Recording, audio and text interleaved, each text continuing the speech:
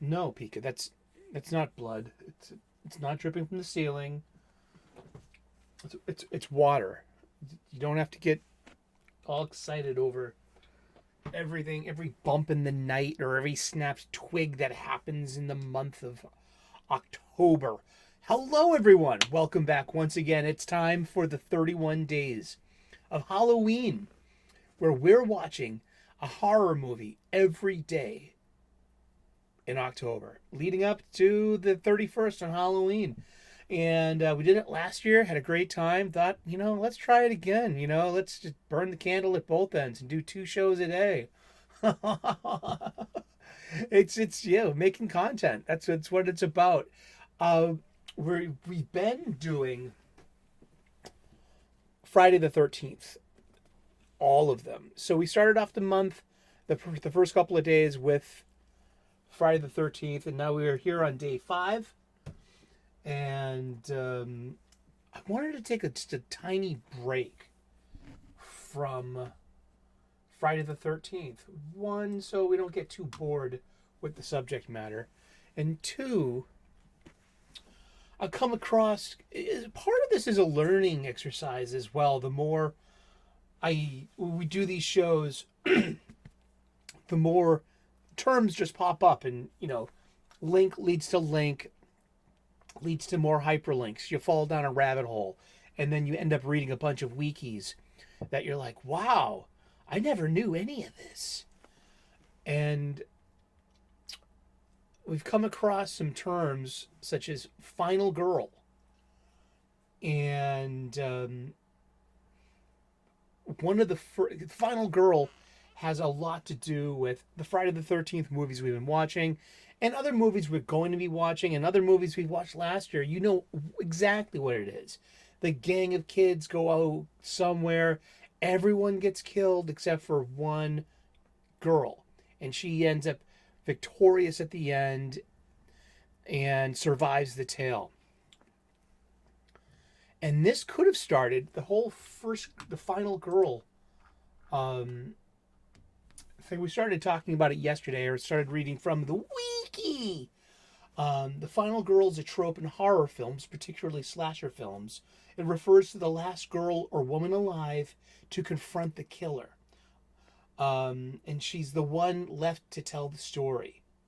The final girl has been observed in many films, including 1974's The Texas Chainsaw Massacre by Tobe Hooper. 1978's Halloween by John Carpenter. Laurie Strode, played by Jamie Lee Curtis. Alien by Ridley Scott. Lieutenant Ripley, played by Sigourney Weaver. The Friday the 13th movies. We've seen, 4 of them now. There's been a final girl in each one. There's the Nightmare on Elm Street movies.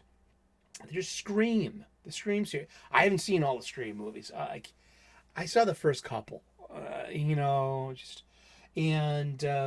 But it occurred to me, I have not seen the Texas Chainsaw Massacre in my adult life.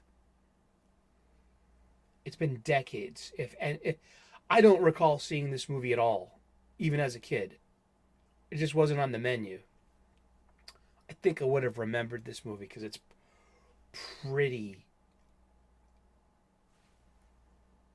It's pretty scary, pretty shocking, and we watched this. Yeah, we watched this one and took a break from Friday the 13th. So we switched from Jason Voorhees, one of the most iconic serial killers in these slasher movies, to probably one of the first of the iconic slashers in these slasher movies, and that would be Leatherface. And Leatherface, he first appeared as the mentally disabled member of a family of deranged cannibals, featuring his face mask and chainsaws.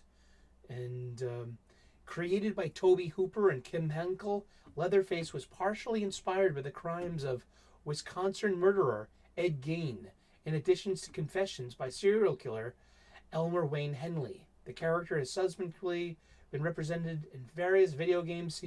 This has been this is the 1974 movie. Then there's a 1986, a 1990, a 1994 movie. There's a 2003 remake, 2006 sequel. There's a 2013 movie, a 2017 movie, a 2022 movie, and yeah, Leatherface made his first appearance in the original Texas Chainsaw Massacre. He's depicted as wearing the human skin of his victims as a mask. And he and his family capture and murder a group of teenagers one by one as they trespass upon their property, and they turn them into barbecue. And I haven't seen the sequel. The sequel was made in 1986. And then there was Texas Chainsaw Massacre 3 in 1990.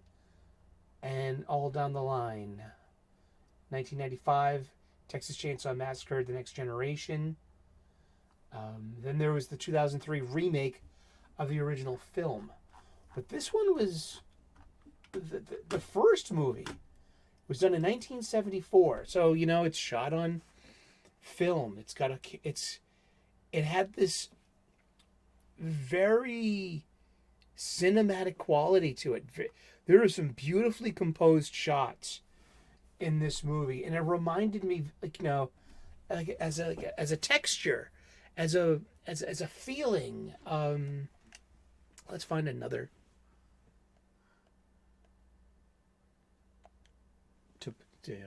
Here's the ending.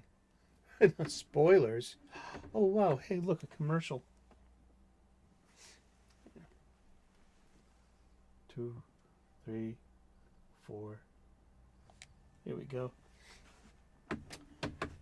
But it was just, a lot of the shots were just, they were so graphic and gross and gruesome, especially the way that the young people were killed.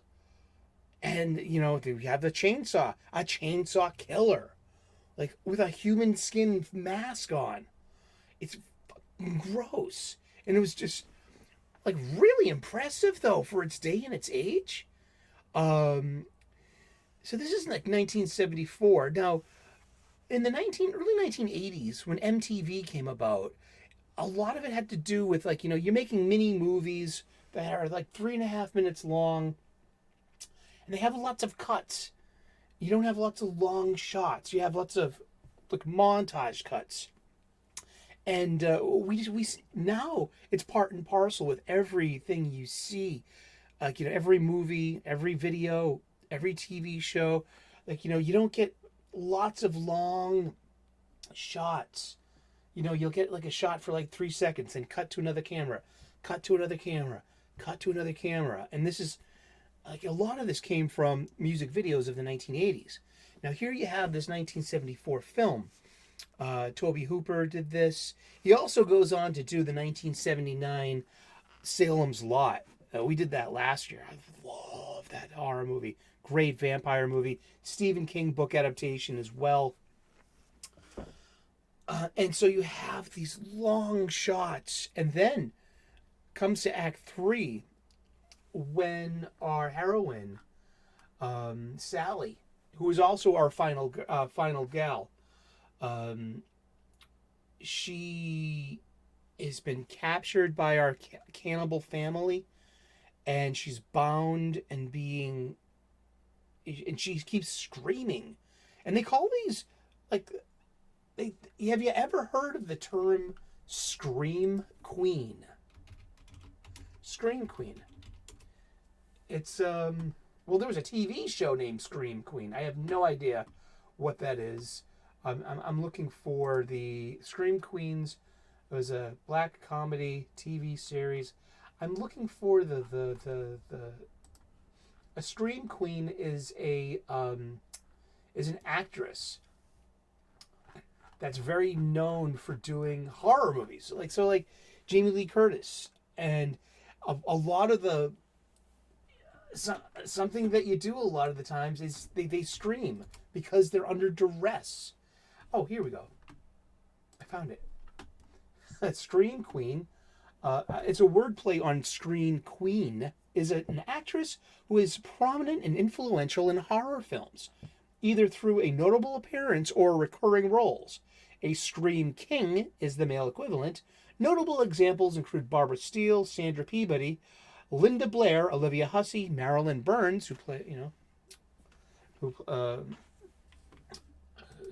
plays Sally, and Dee Wallace, Jamie Lee Curtis, Heather Langenkamp of Nightmare on Elm Street, and Linnea Quigley. Linnea Quigley. Gee.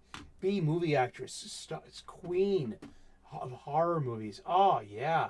She's like petite and tiny and cute. And, hello.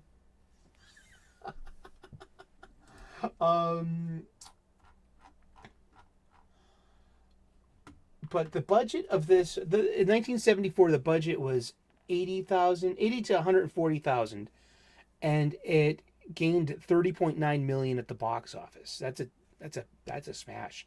That's a hit. And only a few years before this, in 1967, there was something in movies called the Hays Code. And that's why you couldn't have shown graphic violence.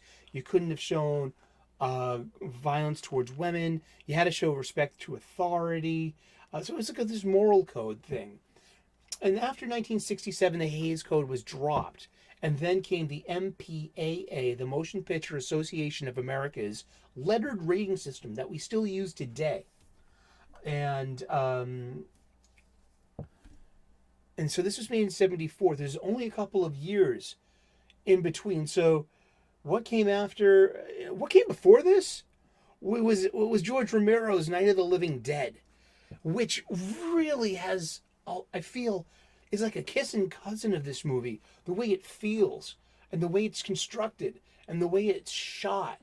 With the exception of like the manic, almost, it's supposed to be jarring. It's supposed to be, you're supposed to feel as off-centered and, out of your element and disturbed as Sally does during her brief abduction and her almost evident execution and death, where she would have been eaten afterwards, and she escapes barely. The sole survivor. Wow. Hooper produced the film for less than $140,000.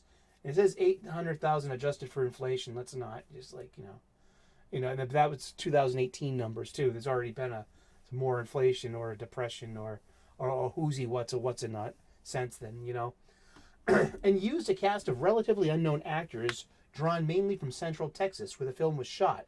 The limited budget forced Hooper to film for long hours, 7 days a week, so he could finish as quickly as possible and reduce equipment rental costs.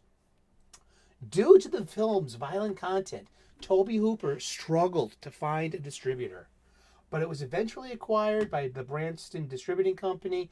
Hooper limited the quantity of on-screen gore in hopes of securing a PG rating, but the MPAA rated it R, which kind of was like a kiss of death, no pun, because you just totally blocked out your kids and your teens, people that go to movies a lot more than adults do. The film faced similar difficulties internationally, being banned in several countries, and numerous theaters stopped the film in response to complaints about its violence. And it was a pretty violent movie too. It was just really shocking how, violent it was. The slasher film was in its infancy. It was credited with originating several elements common in the slasher genre, including the use of power tools as murder weapons, the characterization of the killer as a large, hulking, masked figure, and the killing of victims. It led to franchises, and it has it has gained a reputation as one of the best and most influential horror films. Wow.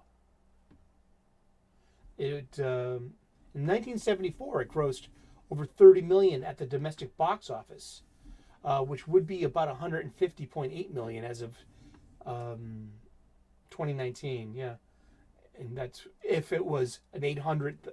But that was like, that's the ratio. If it was about $800,000 in 2018 money, it would have got a $150 million box office. And the same thing. It's a big win. It sold over 16.5 million tickets in 1974. Wow. And it's just, about a bunch of kids in a van taking a trip together. And they get caught up in these circumstances of the horror movie. And then the whole thing about like final girl and male gaze. We talked about the male gaze yesterday. But it's about, I couldn't believe how gobsmacking beautiful both Sally and Pam were. Sally and Pam were the two females in the movie, and this was before TNA. There was no nude. I mean, I think nudity was only beginning to be used in rated R movies, so there is no nudity in this. There's no TNA.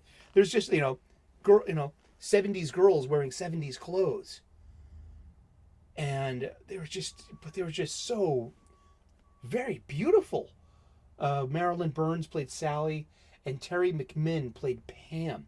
And then, oh my gosh, Pam has this iconic death scene where she's being chased by Leatherface, and she's grabbed by him, and she's looking for her boyfriend Kirk, who's already been killed. Leatherface has him in the kitchen. He's about to dismember the body. And Leatherface puts Pam on a meat hook to hang her up to wait for her turn so she can writhe in pain and observe Kirk being dehumanized and made into food. And then she's kind of barely alive and put into a meat cooler, like one of those big, a huge kitchen freezer, with the lid. It kind of looks like one of those like travel thermos ones. And like the hero comes in and hears some knocking, and he opens a door, and there's Pam, and she makes one of those like movements, and then Leatherface comes in, dispatches Jerry, and closes the door on the lid on the cooler. And it's just like, talk about girl in the refrigerator. The girlfriend in the refrigerator that we know in comic books. And here's our final gal. And she gets away. Just what? And this was a real visceral, emotional ride. It had a lot of tension. I mean, this movie, like, really, and here's the iconic money shot of Leatherface twirling around his chainsaw. I mean, I've seen this scene so many times. I've seen the meat hook scene so many, and that meat hook scene is just so there's an absence of hope, absence of empathy, absence of humanity. And I don't find, like, there's one thing about it, there's just like, it's a bunch of guys brutalizing a woman. And there's nothing, there's nothing sexual about it, but I don't think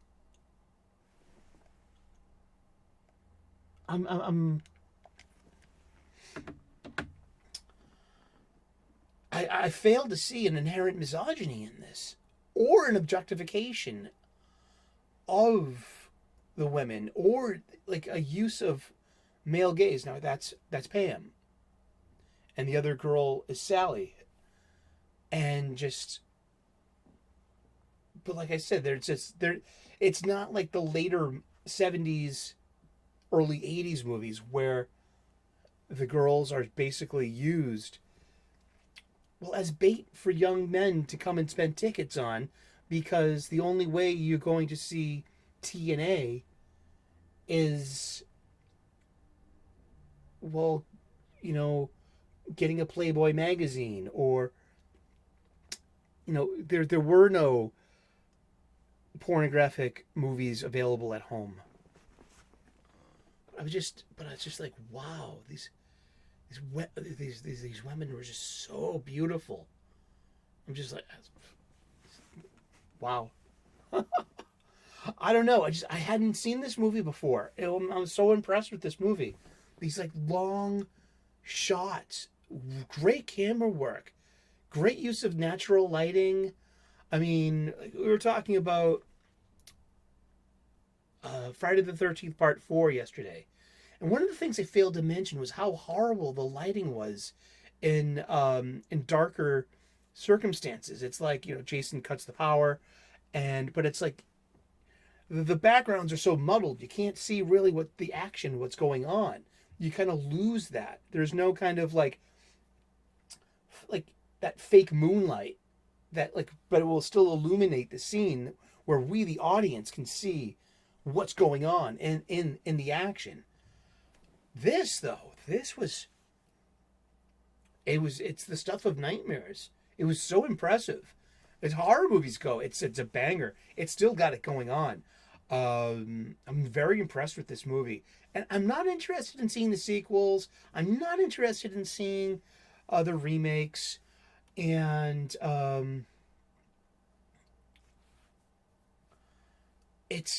but this is a legend.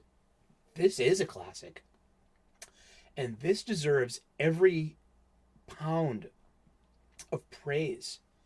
It is a weird movie. It's mood, it's tension, and you feel empathy for the victims. Even Sally's brother Franklin, who's in a wheelchair, and you're always and he's such an emotional mess. He's very needy, as opposed to the two other men in the movie, Kirk and Jerry, but they're also, kind of like modern men. They're not very rugged either. And then we meet like this guy, the hitchhiker, who we find out in Act 3 is part of the family of cannibals. He's Leatherface's brother.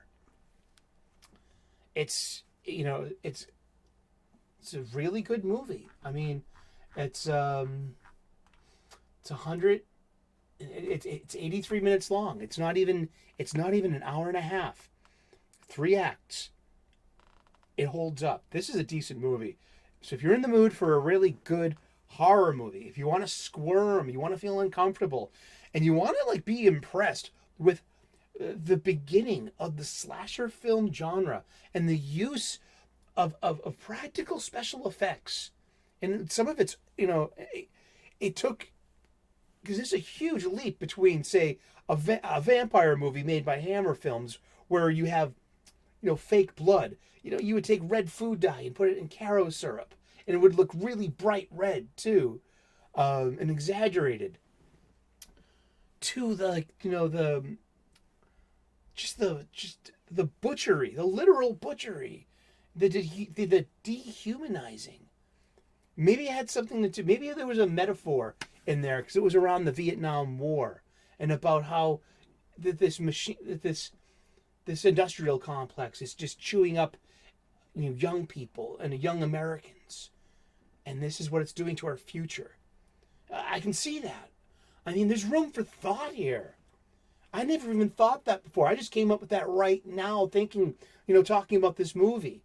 I didn't read that. I came up with that right now.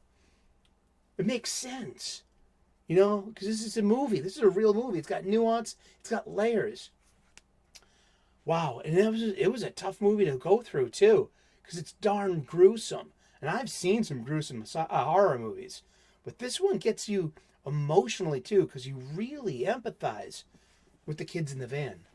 Thank you so very much for hanging out with us today. We're doing the 31 Days of Halloween. Today is day 5, and we did the original 1974 Tobe Hooper's The Texas Chainsaw Massacre.